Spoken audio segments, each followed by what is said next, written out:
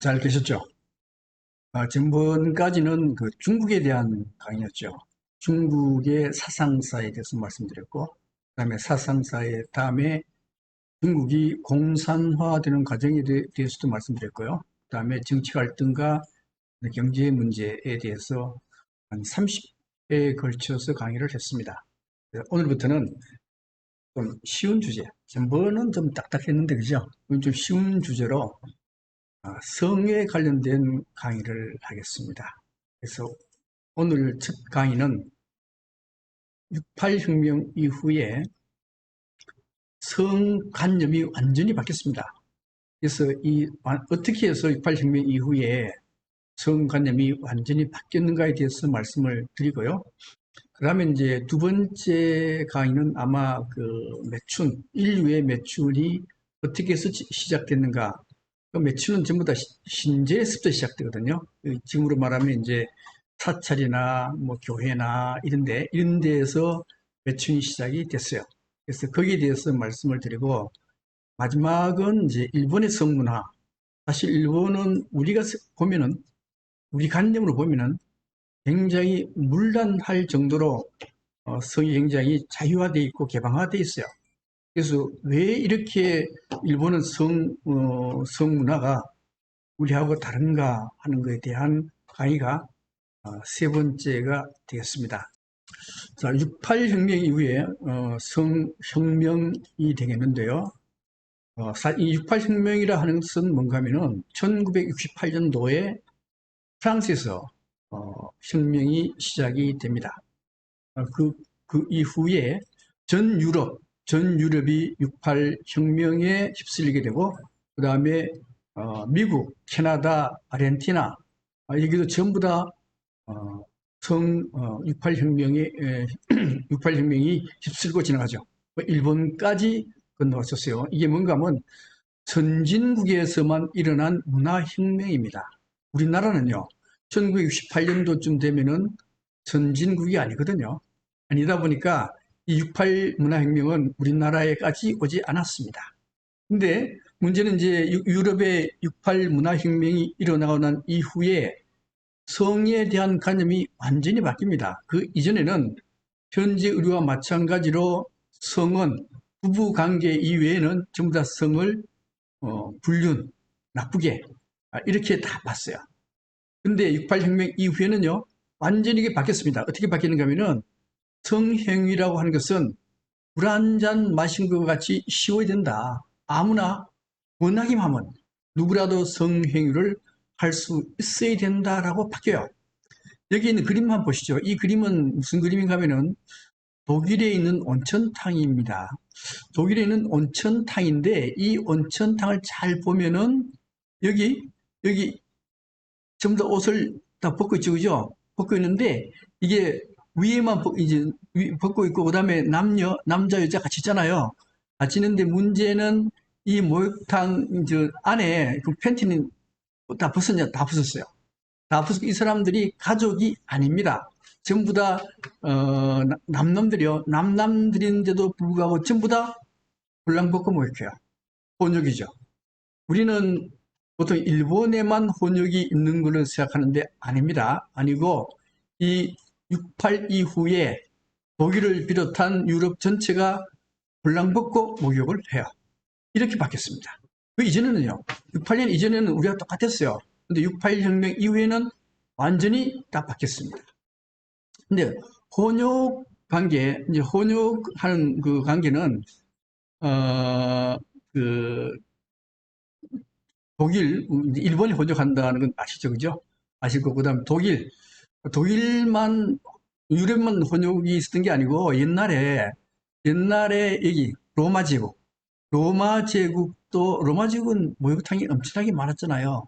많았는데, 목욕탕 잘 보면요, 이게 목욕탕이 굉장히 큰 목욕탕이 독일에서 만들어집니다. 그럼 여기서 이제 아궁이에 나무를 해가지고 아궁이에 불을 떼면은 목욕탕에 물이 데워지면 여기서 이제 목욕을 하도록 돼 있었죠.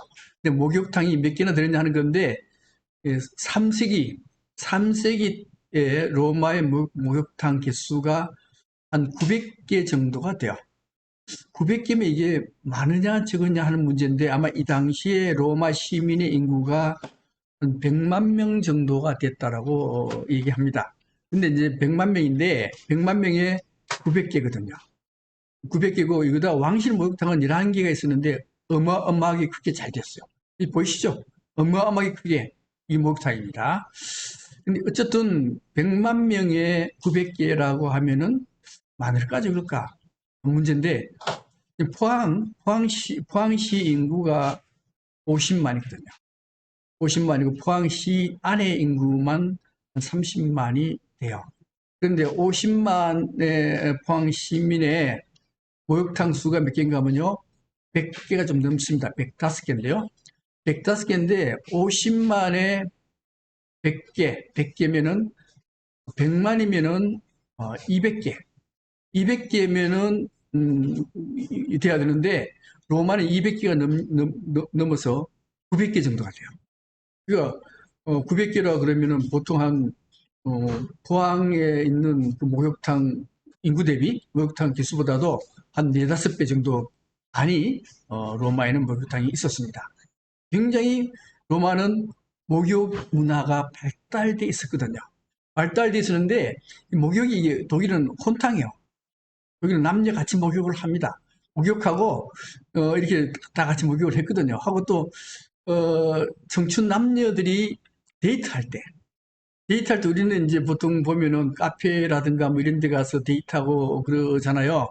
그런데 이 로마의 청춘 남녀들은 목욕탕에 가서 데이트를 해요. 이게 뭐, 이게 옷을 뭐 입고 있는데 사실은 옷을 벗었을 가능성이 많습니다. 옷 벗고 이 안에서 와인도 마시고 커피가 있었나? 그 당시 커피가 없었죠. 와인도 마시고 기타 뭐 먹을 거 다 먹고 하면서 이렇게 데이트를 하고 그 다음에 또 방들이 있어요. 방들이 있는데 거기서 성행위도 이루어졌습니다. 그러니까 로마, 로마 제국의 경우에는 목욕탕이 굉장히 데이트 장소일 뿐더러 혼탕, 남녀같이 목욕을 했던 것입니다. 근데 이게 목욕탕이 900개이다 보니까 목욕탕으로 인해서 환경 오염이 이루어져요. 원래 문명이 발달하게 되면 가장 문제가 되는 것이 에너지 문제입니다. 왜 그런가 하면은 그 당시 에너지는 거의 나무에 의존했잖아요. 그러면은 문명이 발달하게 되면은 에너지가 많이 들어가요. 에너지가 많이 소비되니까 전부 다 주위에 있는 나무를 벌채 가지고 그걸로 에너지원으로 삼아요. 그럼 난방할 때 나무도 많이 들어갈 뿐더러 목욕탕이 900개면은 이 900개 목욕탕 물을 데피려면은 그 주위에 있는 나무를 다 베어와야 됩니다. 나무를 다 베어오게 되면은 산은 벌거벗게 돼요. 벌거벗으면요 항상 찾아오는 것은 뭔가 하면은 홍수하고 가뭄이요. 반드시 찾아옵니다. 찾아와요. 그다음 또 한 가지 이 목욕탕에 물을 데우려고 나무를 막 피우니까 환경이 오염이 돼요. 공기가 오염이 되고 그 다음에 목욕탕 물 더럽지 그죠? 그 더러운 물이 강으로 흘러 들어오니까 이 강물도 오염이 돼서 전염병이 생기고 이렇게 해서 이 로마가 목욕 때문에 망했다라고 얘기해요. 사실 로마가 망한 이유는요 수백 개도 넘습니다. 근데 그 중에 하나가 이제 목욕탕이다라고 그렇게 얘기를 해요. 그 다음에 이제 로마인의 성생활인데요. 목욕 문화가 발달한 곳은 항상 성생활이 개방화되어 있습니다. 아무나 성행위를 할 수 있을 정도로 이렇게 개방화가 되어 있어요. 근데 얼마나 개방화가 되어 있는가 하는 건데요. 우리 시오노 나나미 아시죠? 그죠? 이 시오노 나나미가 로마인 이야기를 썼잖아요. 굉장히 방대한 저술인 로마인 이야기를 썼는데 이 로마인 이야기 중에 카이사르에 대한 게 나옵니다. 카이사르는 대단히 뛰어난 장군이잖아요. 그죠? 장군입니다. 장군이 이제 전쟁을 이기고 와서 여기서 개선식을 해요. 이 개선식을 하는데 개선식을 할 때 이 밑에 있는 카이사리의 그 부하들이 장군이 개선할 때 너무 교만하지 않도록 병사들한테 장군한테 가장 부끄러운 걸 시민들한테 막 떠들게 해요. 근데 카이사르는 원래 바람꾼이거든요. 바람꾼이다 보니까 그걸 막 병사들이 큰 소리로 시민들한테 얘기해요. 뭐라고 얘기하는가 하면 시민들아 아내를 숨겨라. 대머리 남봉꾼이 찾아왔다. 어? 찾아와가지고 그대 마누라들이 카이사르에게 바친 돈을 막 바치고 그리고 그 돈을 전부 다 갈리아가 이제 프랑스거든요. 프랑스 창녀들한테 다 갖다 줬다. 그러니 너희들 마누라 다 꼭꼭 감춰라. 이렇게 얘기를 해요. 그 얘기는 이제 카이사르 원래가 그 주위에 있는 자기 그 주위에 있는 그 유부녀들을 다 건드렸거든요. 완전히 바람꾼입니다. 다르게 얘기하면은 그 시대의 성문화는 굉장히 개방화가 됐다는 걸 얘기하고 있어요. 이렇게 개방화된 로마 시대였습니다. 근데 이제 로마가 멸망해요. 로마가 멸망하는데 이제 로마가 멸망하는 이유를 들라 그러면 수백 가지가 넘어요. 아까 뭐 목욕탕 문제도 있고 다른 문제도 굉장히 많습니다. 그 중에 또 하나가 뭔가 하면 기독교라는 거예요. 기독교가 들어와가지고 로마 사람들이 점점 약하게 되었다. 그래서 망했다라는 설도 있습니다. 그런데 이 기독교가 들어오면서 먼저 못하게 한 게 뭔가 하면 성자유화, 성을 함부로 개방화시키지 않았어요.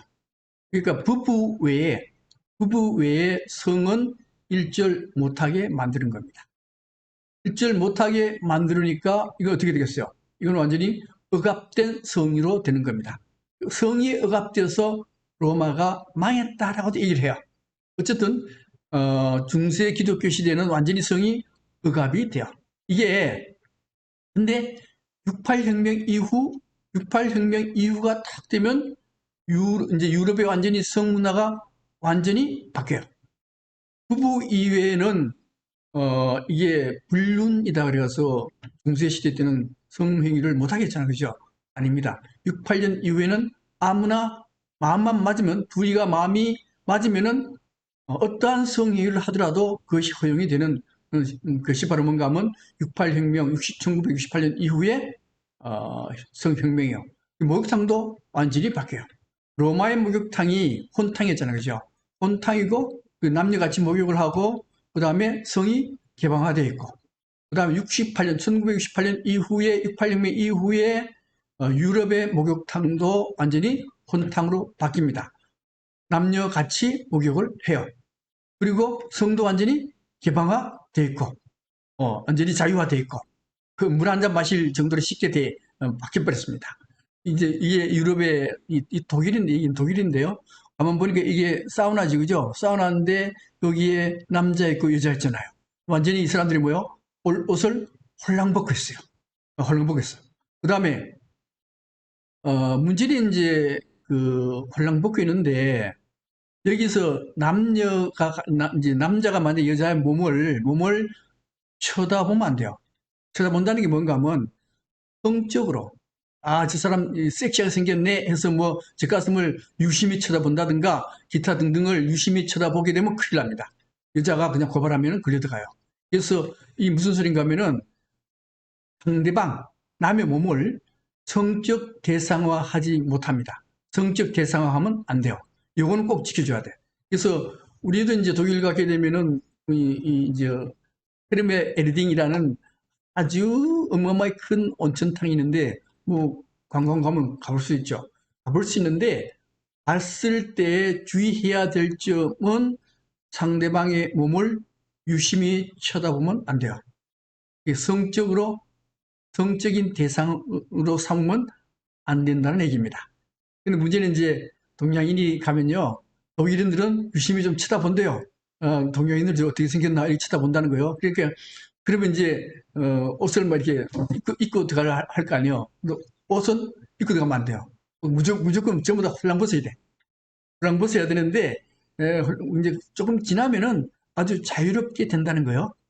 이게 바로 이제 독일의 목욕탕입니다. 보세요. 전부 다 오히려 이제 가리잖아요. 그죠? 가리면은 독일 사람들은 오히려 이상하게 본다는 거예요. 자가 어떤 문제가 있어서 몸을 가리나? 뭐 이렇게 본다는 거예요. 이제 걸어갈 때도 이렇게, 걸어갈 때 조금 어색한 면이 있잖아요. 그죠? 그럴 때는 이 수건을 이렇게 좀 가리고 갈 수도 있습니다. 어, 이제 그다음에 이제, 그죠? 문제는 이제 그 옆에 나라, 터키. 터키는 완전히 틀렸대요. 틀린 이유는 물론 이제 터키는 1968년도에 문화혁명이 일어났을 때 터키는 혁명이 일어나지 않았습니다. 이 68혁명은 이 문명국, 선진국, 거기서만 일어났거든요. 터키는 그 당시 선진국도 아니었고, 또 터키는요, 이게 그 이슬람 율법이 굉장히 엄해요. 엄해가지고 남녀를 완전히 구분합니다. 구분해요. 그래서 구분하고 그다음 성적으로도 굉장히 구분해요. 굉장히 이 사람들은 도덕적이고 윤리적으로 살더라고. 굉장히 겸손하고 절약하고 그다음 술도 안 마셔. 우리가 터키 갔을 때 이제 길거리에서 맥주 사들고 이제 좀 마시니까 터키에 나이가 좀 많은 분이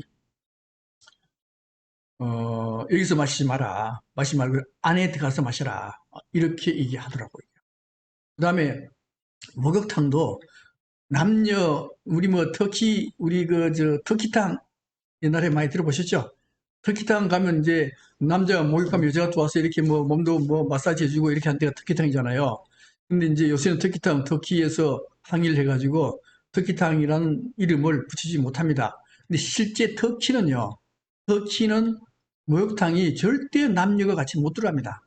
항상 남녀가 같이 분리가 돼 있고, 그 다음에 여자끼리 목욕탕을 하더라도 옷을 입고 목욕을 해요. 남자끼리 목욕을 하더라도 옷을 입고 목욕을 합니다. 이렇게 엄격해요. 아, 엄격해. 물론 이제 이거는 68혁명이 불어도 아마도 터키는 혼탕은 좀 어려울 수가 있을 겁니다. 그러면 이제 68혁명이라는 게 뭐냐? 68혁명이 완전히 세상을 뒤집어 놨어요. 뒤집어 놨습니다. 그래서 68혁명의 이후에 일어난 사상을 뭐라고 하는가 하면 포스트 모더니즘 사상이라고 해요. 그래서 68년대 이후에 세계를 지배하는 사상은 포스트 모더니즘이고 68년도 이후에 세계를 이끌어가는 사상이 바로 포스트 모더니즘이요. 우리도 이 포스트 모더니즘의 영향 하에서 살아가고 있습니다. 그러면 이 1968년도에 일어난 이 문화혁명이라고 하는 게 뭔가 하는 거에 대해서 말씀을 드릴게요. 이게 68년 이후에 68년 혁명 이후에 이제 이게 독일의 국회의사당이거든요. 의사당이고 그 사람이 기싱거라는 사람인데 기싱거라는 사람인데 그 당시에 기독교 민주당 독일의 이제 보수 정당이죠. 기독교 민주당의 총재이면서 총리였어요. 그 당시에 국무총리는 현재 우리나라의 대통령과 같죠. 총리가 국회에서 연설을 하고 있는데 여기에 29살짜리 여기자입니다. 여기자가 와서 뺨을 팍 쳐요. 뺨을 팍 치면서 이 나치노마 하면서 뺨을 딱 친 거예요. 근데 원래 이 기싱어라는 사람은 치당원이었어요. 치당원인데 문제는 1968년도가 되었으면서도 독일도 마찬가지로 우리가 이제 해방되고 난 이후에도 친일파가 정권을 잡고 친일파에서 이끌어 왔잖아. 그죠? 독일도 마찬가지입니다. 독일도 1945년 2차 세계대전이 끝나고 난 뒤에도 나치에 소속돼 있던 사람들이 그 사회를 이끌어 갔어요. 예, 그래서 독일 젊은이들은 아주 그걸 못마땅하게 생각해가지고 여기에 있는 29살짜리 이 기자가 와가지고 요 기징어가 이제 국회의사당에 있는데 여기 와서 뺨을 팍 때리면서 이 나치노마, 이 더러운 나치노마, 총리 물러나라, 뭐 그렇게 했겠지. 그런 일이 벌어진 거예요. 68년 이후에 완전히 총리의 권위를 무너뜨리는 일이 발생을 합니다. 그다음에 이제 우리나라도 비슷한 일이 벌어졌어요. 우리나라는 68혁명이 아니고 86혁명이요. 86혁명은 뭔가 하면 이 당시 대통령이 전두환이었죠. 전두환 씨가 대통령이었는데 이게 체육관 대통령이었잖아요, 그죠? 그래서 우리나라 사람들이 일어서 가지고 우리 체육관 대통령 인정 못하겠다. 우리가 직접 대통령을 뽑아야 되겠다 해서 민주화 투쟁을 한 게 86년대입니다. 우리는 이제 68혁명이 아니고 86혁명이 되는 거예요. 거꾸로 됐죠. 거꾸로 됐는데 물론 68혁명 성공했죠. 성공했습니다. 성공했는데 요 사진이 이게 뭔가 하면 요거는 이제 68년도 일어난 게 아니고요. 91년도 일어났어요. 91년도에 이분이 정원식 그 당시에 총리로 지명된 분이요. 총리 지명자인데 이분이 외국어대에 강의하러 왔을 때 외국어 대생들한테 완전히 밀가루 뒤집어 쓰고 조리 돌림을 당했어요. 다 보셨죠, 그죠? 보셨을 겁니다. 왜 그랬는가 하면은, 기승은 아까 나치 당원이라 그랬죠, 그죠? 근데 정원식 이분은 그 전두환 정권 때 문교부 장관이었습니다. 문교부 장관 하면서, 전교조를 불법화시켰어요. 불법화시키고 그다음에 교사들을 잡아다가 감옥에 집어넣고 이렇게 했던 사람 해직시켜버리고 이렇게 이제 했던 경력이 있어요. 그러는데 91년도에 국무총리가 지명되고 외대에 왔을 때 그것 때문에 이 나쁜 놈, 이 나쁜 놈 전두환 부역자 뭐 이렇게 정교조 해체한 자 해가지고 그걸로 이렇게 밀가루를 뒤집어 씌고 돌림을 당했습니다. 우리는 사실 이때 그 68혁명 이런 걸 잘 모르잖아요. 그죠? 모르니까 외대 학생들이 정말로 이 나쁜 놈들이구나. 감히 국무총리이면서 동시에 나이를 저렇게 많은 사람들을 온 세계에 망신을 시킬 수가 있겠는가라고 전 국민이 분노했던 사건이요. 그러니까 분노했던 사건인데 그 뒤에 이제 어떻게 됐어요? 그 뒤에 뭐라 이제 여론이 외대 출신자들은 취업도 시키지 마라. 뭐 이렇게까지 나섰던 것이 바로 이 91년도에 일어났던 정원식 조리돌림 사건이었어요. 이게 어디에서 많은 영향을 받았는가 하면 68혁명에서 많은 영향을 받았습니다. 68혁명은요. 68혁명은 정치, 사회, 경제, 문화 전체에 대한 혁명이었어요. 그런데 우리는 86년도 혁명이 일어날 때 전체가 아니고 정치적인 혁명이었습니다. 대통령을 직접 뽑도록 하자는 정치적인 혁명인데 사실 혁명을 성공을 했죠. 이 성공했는데 이분들 세대가 바로 586 세대입니다. 문제는 현재 지금 정치하고 있는 거의 대부분의 사람들은 586 세대 이 사람들이요. 이 사람들이 여기에 데모에 참여했던 이 사람들이 현재 정치를 주도하고 있습니다. 근데 문제는 이게 어떤 문제가 있는가 하면요. 이 당시에 이런 얘기가 있죠. 시어머니가 며느리를 막 괴롭혀. 고통을 주고 괴롭혀. 그러면 이 며느리는 시어머니를 막 욕해요. 욕하면서 나는 시어머니가 됐을 때 절대로 저렇게 하지 않겠다라고 다짐을 해요. 그런데 그게 안 된다는 거예요. 이 며느리는 시어머니가 괴롭히는 걸 그대로 배운다는 거예요. 배워서 체화시킨다 그래요. 머리에 완전히 넣어가지고 자기도 모르게 그렇게 된다는 거예요.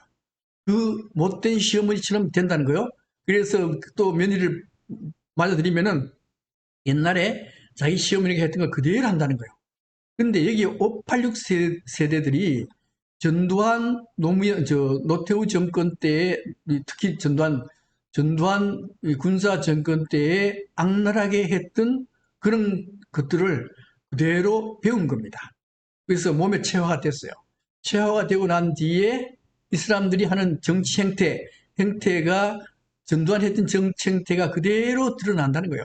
그래서 우리나라는 사실은 이제 그렇다 하더라도 우리나라는 이 86혁명 이후에 정치 민주화는 굉장히 많이 이루어졌습니다. 정치 민주화는 상당히 많이 거의 다 이루어졌어요. 이 유럽같이 됐습니다. 됐는데 정치 지도자의 마음속에는 아직도 그 옛날의 잔재, 독재 잔재가 남아있어가지고 아직도 그 더러운 정치행들을 아직도 하고 있다라 하는 겁니다. 그 다음에 이제 이거는 뭐예요? 이것도 68년 전후에 이게 뭔가 하면 문화대혁명. 중국의 문화대혁명이죠. 이 문화대혁명도 이게 뭐예요? 이게 중학생이요? 중학생이 이 사람은 교장이요. 교장인데 흑박분열이 뭔가 하면 이게 자본주의자라는 거예요.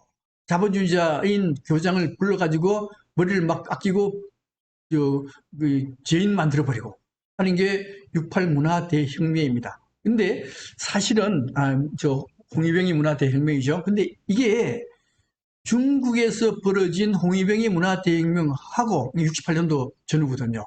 그 다음에 68년도에 일어난 유럽의 문화대혁명은 성격이 아주 유사합니다. 이게 뭐예요? 이게 뭔가 하면 권위를 부정하는 거예요. 권위를 부정하는 겁니다. 그 다음에 유럽에서 일어난 68혁명도 권위를 부정하는 거예요. 똑같은 거예요. 그래서 68혁명 때 유럽에서 이게 마오쩌둥이 일으킨 거 아니에요, 이게. 마오쩌둥을 영무시해요. 예, 마오쩌둥이 영무시합니다. 굉장히 중요한 인물이 돼요.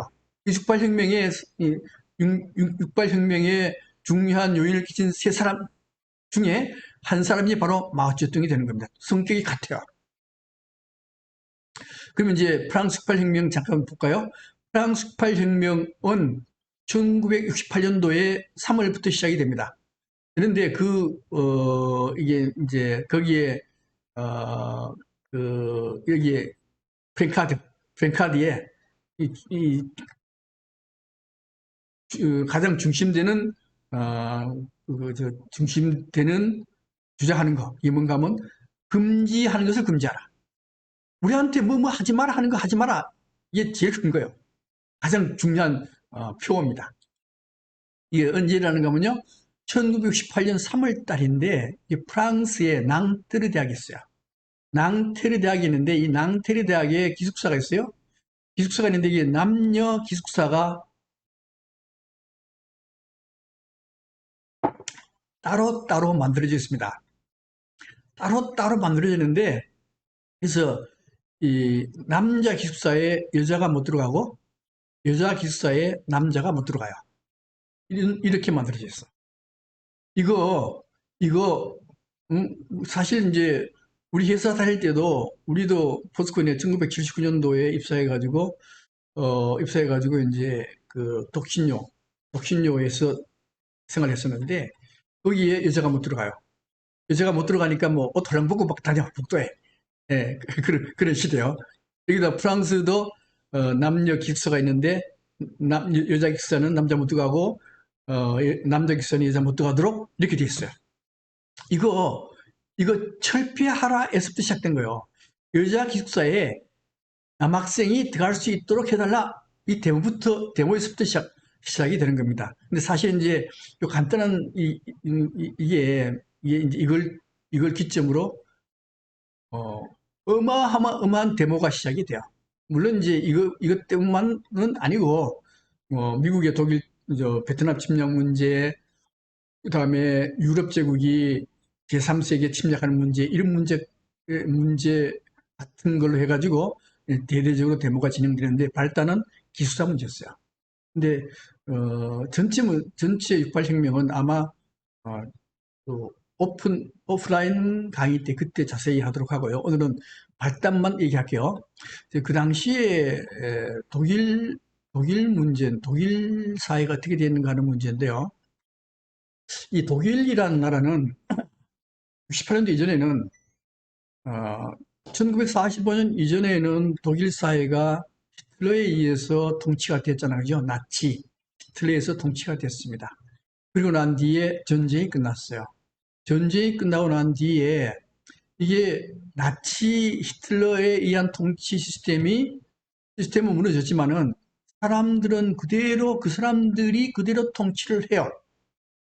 우리나라도 어, 해방이 됐지만은 우리나라를 통치하는 사람들은 대부분이 친일적인 행위를 했던 사람들에 의해서 통치가 됐잖아요. 그죠? 마찬가지입니다.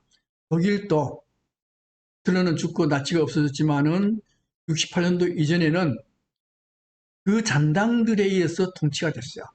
그러다 보니까 원래 나치 히틀러는 권위주의 정부였거든요. 그래서 권위주의적으로 통치를 해요. 통치하고 그다음 또 한 가지는 연고주의. 내가 이제 만약 총리가 됐으면 내하고 학연이 같다든가 같은 지방 사람이라든가 그러면 중용해. 이걸 연고주의라 그래서나 그죠?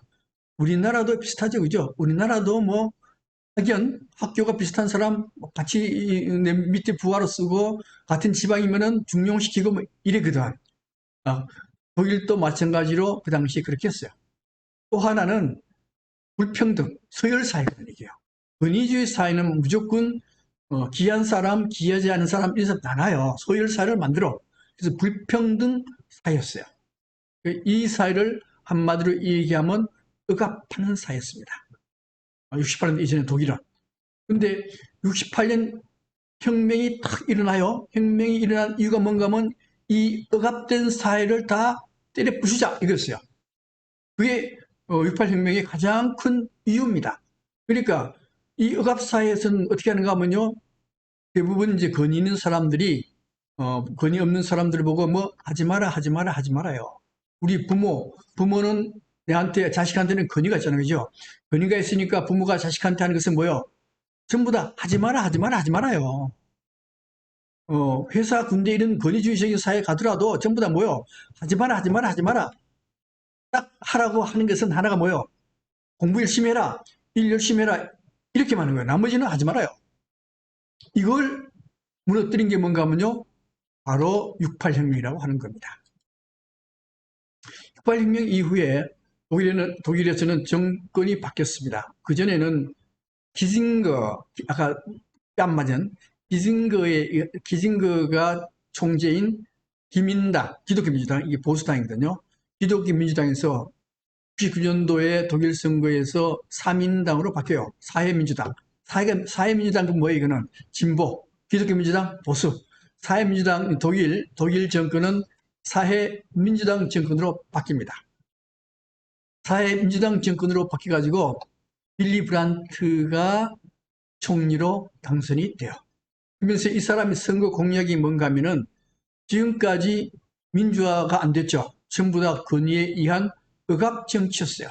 그런데 빌리 브란트가 뭐란가 하면 민주주의를 할 수 있는 데까지 해보겠다. 모든 건 다 민주주의 하겠다. 이렇게 그 선거 공약을 내세우고 당선이 돼요. 당선돼 가지고 이 사람이 이제 폴란드의 바르샤브로 갑니다.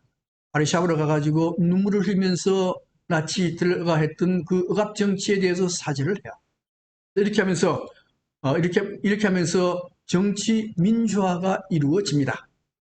독일은 완전히 정치 민주화가 이루어져요. 근데 민주화는 이제 네 가지로 나누어 볼 수가 있어요. 정치 민주화, 사회 민주화, 다음에 경제 민주화, 문화 민주화.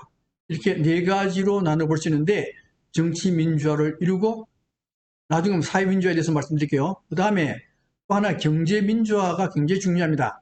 이제 경제 민주화를 이루게 되는데 이 경제 민주화는 1976년인가 그래요. 1976년 대혁명, 문화혁명이 일어나고 난 8년 뒤에 기독교민주당은 이게 보수당이요. 우리나라로 말하면은 국민의힘과 같은 정당입니다. 그 기독교민주당에 볼프강 미슈닉이라는 국회의원이 있었어요. 이 국회의원이 뭐 얘기하는가 하면요. 자, 우리는 정치 민주화는 이렇습니다. 정치 민주화라 하는 것은 국민이 주권자인 국민이 정치와 권력 조직 모든 걸 다 만들었습니다. 주인이었습니다. 그러니까 이 정치에서는 이제 주인이 됐습니다. 그런데 우리는 경제적인 걸로 들어가면 주인이 아니고 노예가 됩니다. 그 노예라는 게 뭐예요? 노예라는 게 뭔가 하면, 회사 가면은, 회사가 뭐가 있어요? 회사 가면은 사장 있고, 그 다음에, 회장 있고, 사장 있고, 그 다음에 부장 있고, 과장 계층 있잖아요. 그 밑에서 찍소리 못하고 일을 해야 돼. 이 사람이 뭐라는가 하면, 회사에만 들어가면 우리는 노예가 됩니다. 우리 이거 민주화 해가지고 노예에서 벗어납시다. 라고 해요.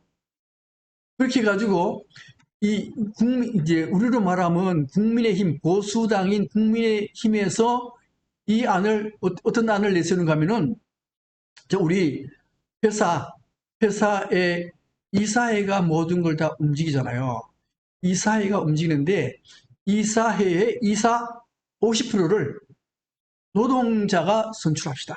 노동자 중에서 이사를 50% 냅시다. 이렇게 되는 거예요.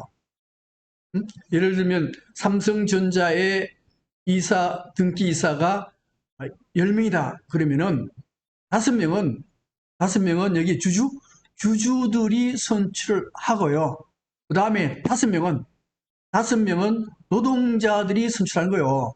노동자들이 선출해서 이사회를 구성하게 되는 겁니다. 그러면 회장이나 사장이 함부로 회사를 운영할 수 있느냐? 안 된다는 거예요. 원래 노동조합이 있다 하더라도요, 노동조합의 회원들이 똘똘 뭉쳐서 사장하고 싸우잖아요. 그죠? 사장한테 집니다. 그렇기 때문에 이것은 경제 민주화가 안 된다는 거예요. 왜요? 이사회의 지원을 받은 사장이 모든 결정권을 행사할 수 있습니다. 그래서 이거는 민주화가 된 게 아니고, 이거는 노예와 같이 할 수밖에 없어. 왜요? 사장이 뭐 하라고 하면 직소리 못하게 해야 될 거 아니에요, 이게. 노예지. 해고하면 당하지 않을 방법이 없어요. 이거는 노예라고 볼 수밖에 없는 겁니다. 이렇게 해서 이제 그 완전히 이걸 안으로 올렸어요. 1976년도에 국민의힘과 같은 정당, 기민당, 기독교민주당의 볼프강 미슈닉이 연설을 한번 체크하고 이 안을 올렸습니다. 올렸는데 찬성한 사람이 95%, 5%만 반대했어요. 그래서 이것이 완전히 독일은 회사를 움직이는데 노동자가 50%, 그다음에 주주가 50%에 있어 회사가 돌아가요. 그러면 우리 같으면은 독일 망했다지. 응? 독일 회사 측에 운영이 되겠느냐? 노동자들 이 주도권을 잡고 회사를 운영하는데 저 회사가 될 리가 없다. 그렇게 생각할 수 있잖아요. 그죠? 물론 이제 1976년 이후에 1990년 되면은 독일병이 걸려요. 독일병이 걸려서 굉장히 고통을 심하게 당합니다. 그런데 지금 어때요? 지금은요, 전 유럽을 석권한 경제가 독일이에요. 벤츠, BMW, 기가 막힌 회사들 전부 다 독일에 있잖아요. 그죠?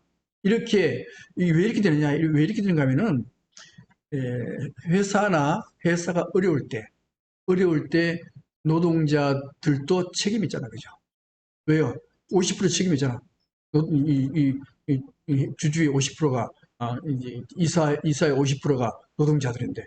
그래서 그렇기 때문에 위기를 당했을 때 위기를 굉장히 쉽게 벗어난다는 거예요. 그래서 이 제도로 독일이 경제 민주화를 이룸으로써 독일은 유럽의 경제를 패권했다라고도 이 얘기를 하는 겁니다. 그 다음에 이제 686명이 이제 교육에 관한 것인데요. 교육. 이게 그, 이제 교육 민주화가 이루어져요.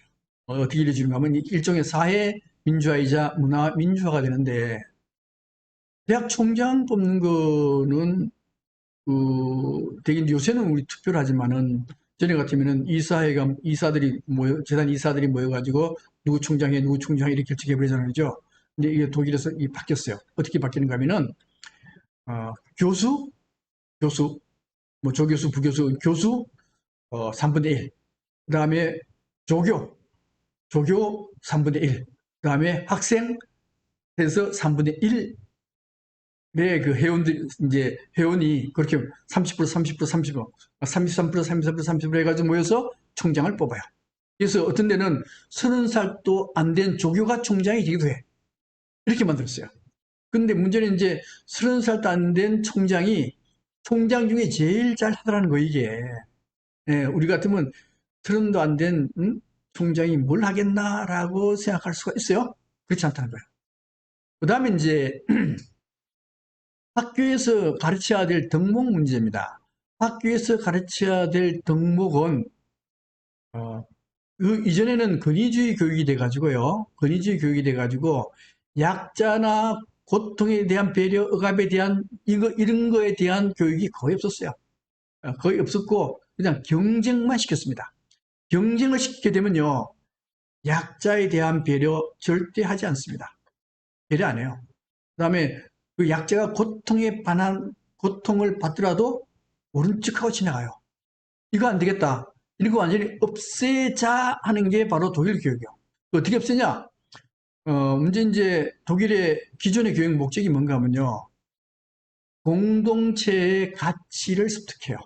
그리고 공동체를 적응할 수 있도록 만들어줍니다. 이게 무슨 소리가 하면은, 우리 군대 가면은 그 제식 훈련 해요. 그죠? 제식 훈련 하는 게, 제식 훈련이 게 뭔가 하면, 뭐, 앞으로 가, 뒤로 가, 자양자, 우양우, 이렇게, 이걸 제식 훈련이라고 해요. 근데 전쟁하는데 제식 훈련도 필요 없거든요. 근데 왜 제식 훈련 하느냐? 왜 제식 훈련 하는가 하면은, 이 제식 훈련을 해야, 개성을 죽여요.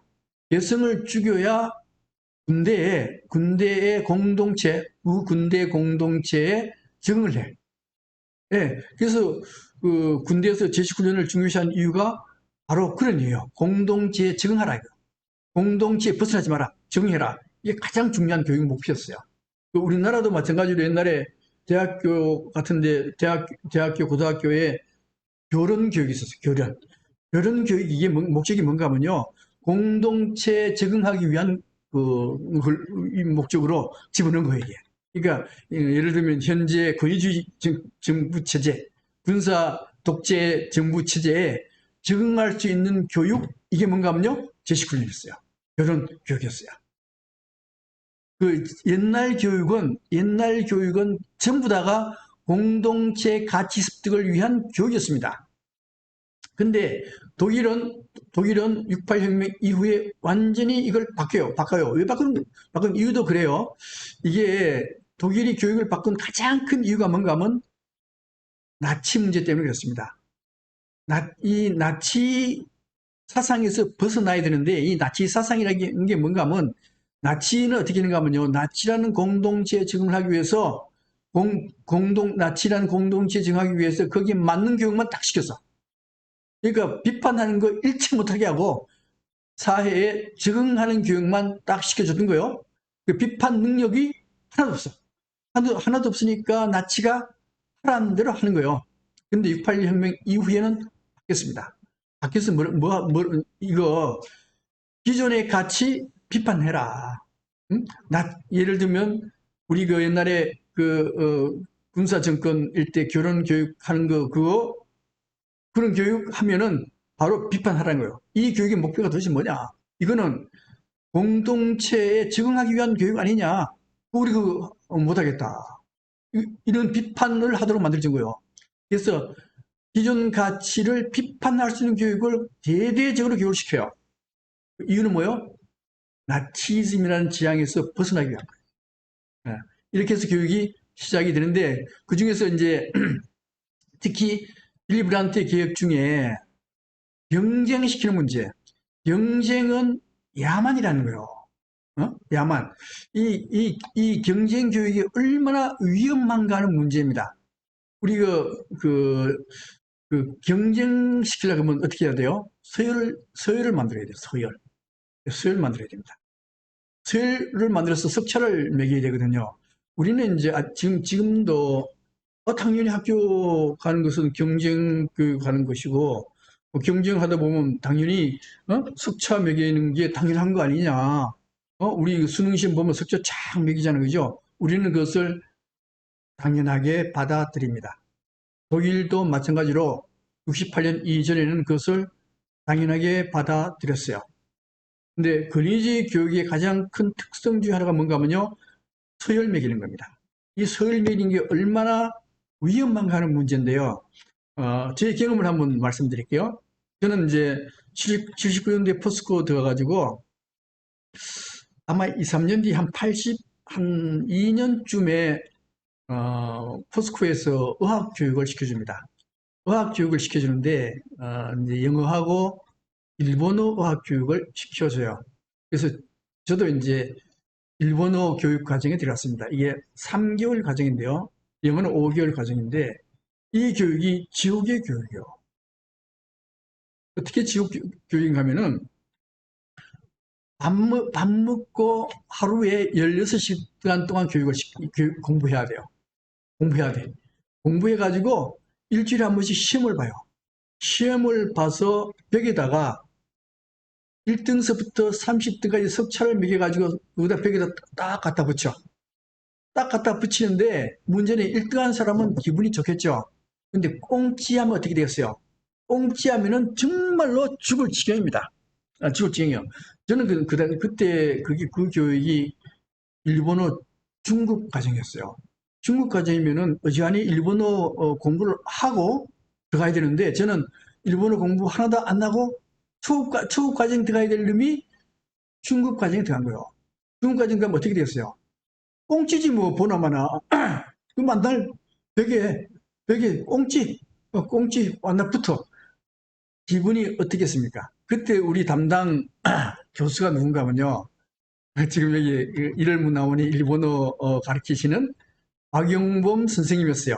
박영범 교수였는데 그 박영범 교수를만 보면 나는 이 뭐 죄책감이 들어가지고 뭐 죄인도 아닌데 그죠? 중급 과정에 초급 과정 들어가야 될 놈이 들어갔으니까 당연히 꽁찌지. 그런데도 불구하고 나는 기가 죽었어요. 기가 죽어 있고 그 박영범 교수만 보면은 숨고 싶어. 박영범 교수가 얘기하면 벌벌 떨려. 그래서 서열, 석차가 있는 교육은 거의 그렇습니다. 공부 잘하는 사람이야 기분 좋겠지. 공부 잘하는 사람은요, 이게 자기가 최고인 줄 알아. 최고인 줄 알아가지고 밑에 사람들 짓밟는 것만 가르쳐 주는 것이고, 50등 이하, 서열이 나쁜 이 사람들은 항상 죄책감, 뭔가 비굴한 마음을 마음속에 새겨지게 만들어버려요. 그죠? 그렇게 되지 않겠어요? 예를 들면은 우리 수능 시험 60만 명 시험 보면은 내가 50 몇만 등이다 그러면 나는 뭐요? 나는 정말로 사람이 아니고 동물 같은 거라고 내 스스로 이렇게 체득할 거 아니요? 그럼 그 사람이 과연 자기 주장을 할 수 있냐? 이거 못합니다. 위에 사람이 하라는 대로 할 수밖에 없어요. 그렇기 때문에 이 서열석차가 있는 그런 교육은요, 이거는 야만 교육이요. 이거는 인간에 대한 모욕입니다. 저도 한번 겪어봤기 때문에 정말로 그런 교육하면 안 된다고 느끼고 있어요. 예, 정말 기분 나빠요. 못 삽니다. 그래서 이 6.8 이후에는 독일에서는요, 완전히 서열석차 없는 그런 교육으로 만들어 버립니다. 일질 없습니다. 없어요. 그 다음에 대학교, 그전엔 독일도 뭐 좋은 대학 있었어요. 좋은 대학, 나쁜 대학 있었습니다. 현재 우리나라도 좋은 대학, 나쁜 대학 있죠. 서울대, 연대, 고대, 스카이대 나와야, 사회 나와야 이게, 인간 대접 받아요. 그 스카이대 못 나면 최소한도 서울에 있는 한양대 정도 나와야 돼. 나도 한양대 나왔거든. 그 정도는 나와야 인간 대접을 받는다 이거요. 독일도 그 당시에는 마찬가지로 그렇게 했었습니다. 그런데 6.8 혁명 이후에는 모든 독일의 대학교는 평등화 시켜버렸어요.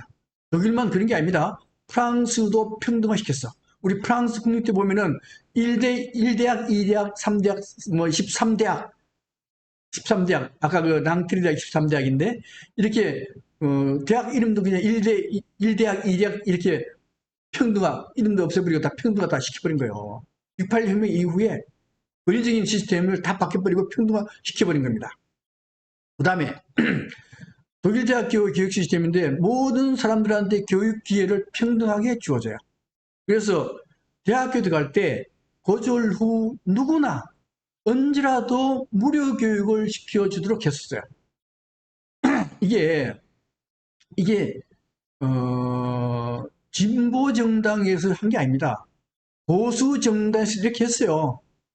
지금으로 우리로 말하면 국민의힘 같은 정당에서 모든 대학 교육은 무료입니다.